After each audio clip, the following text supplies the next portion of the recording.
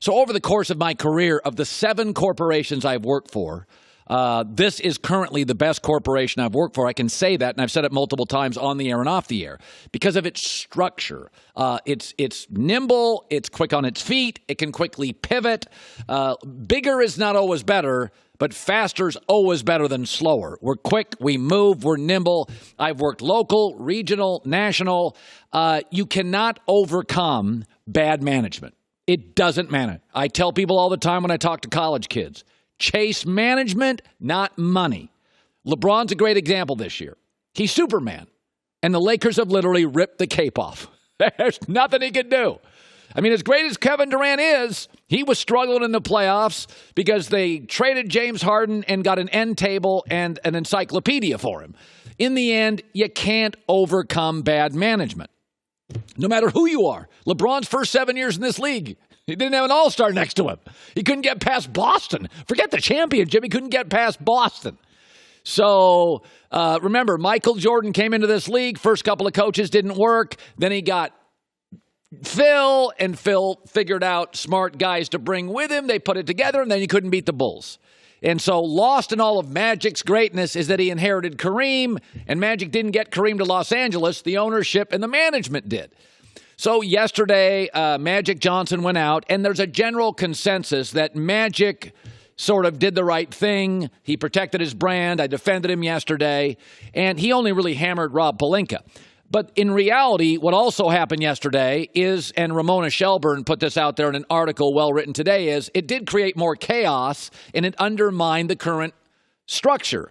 As Ramona said, this time around, Johnson blindsided Jeannie not once but twice. Second time came Monday morning when he went on the airways and hammered people. Rob Pelinka, Tim Harris, an executive and family member, they refer to each other as brother and sister, Magic and Jeannie, but he's proved to be incredibly destructive and damaging. So, again, let's go back to the management. There is something called like a pyramid of success. There's a flow chart to success. And let me give you an example. With the Miami Heat where LeBron played, Mickey Arison, a very smart, thoughtful, good guy, is the owner at the top.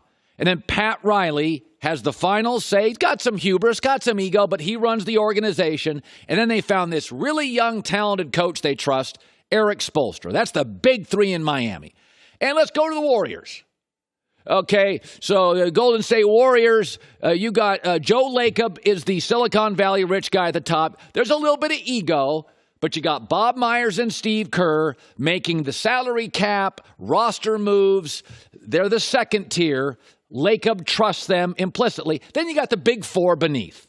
You got grown-ups. Those are big 4. You got Steph and Durant and Thompson and Green. You may lose one, but the structure is smart owner, 2 really brilliant guys beneath him, and really big grown-up NBA bankable stars. Let's go to the ever-improving Clippers. Steve Ballmer, Microsoft money, buys the team. Very energetic, very dynamic. What does he do? Well, he goes and finds one of the NBA's smartest old sages, Jerry West. And he puts him next to this really smart young guy who people think is one of the smart young guys, Michael Winger. Oh, okay, so you got the veteran smart guy, and you got the young smart guy. And then basketball, Doc Rivers, a grown-up. You trust him. You know, Jerry's having meetings with Doc, and Michael's having meetings with Doc. Doc's the grown-up on the basketball floor, and you trust him. Hey, sometimes he benches good players. He goes to them and says, let's move. Now let's look. Those are the pyramid of success, the flow chart of success.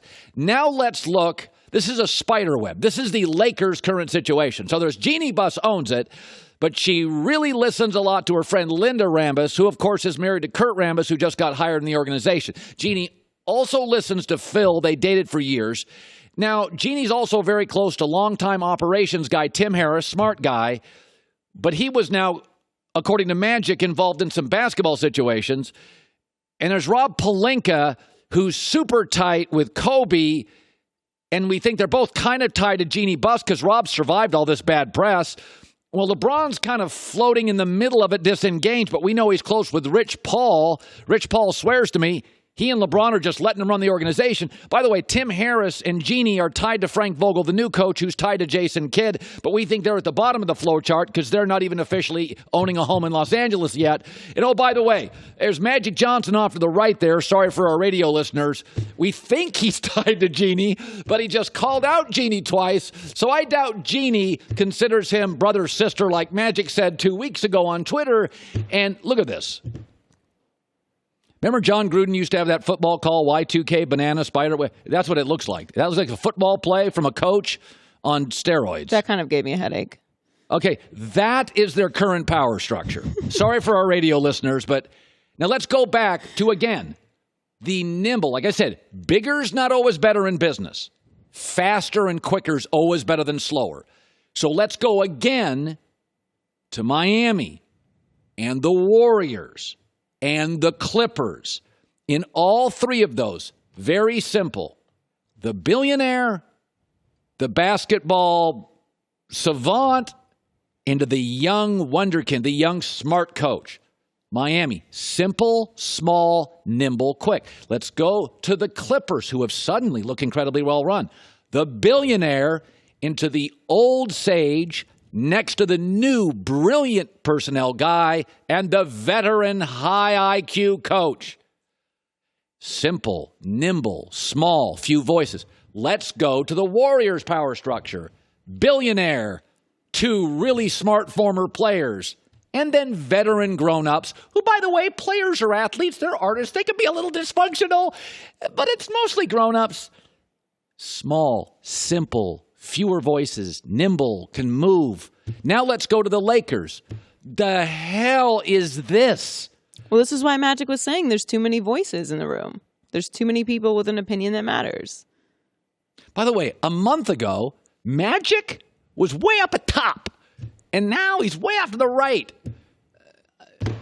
And Magic yesterday on TV said, our Lakers, so he's still part of the team, but he called him out. It's a lot. I mean, I didn't go to Wharton. I didn't go to a business school. That's not the way the power structure should look. That's not the way it should look.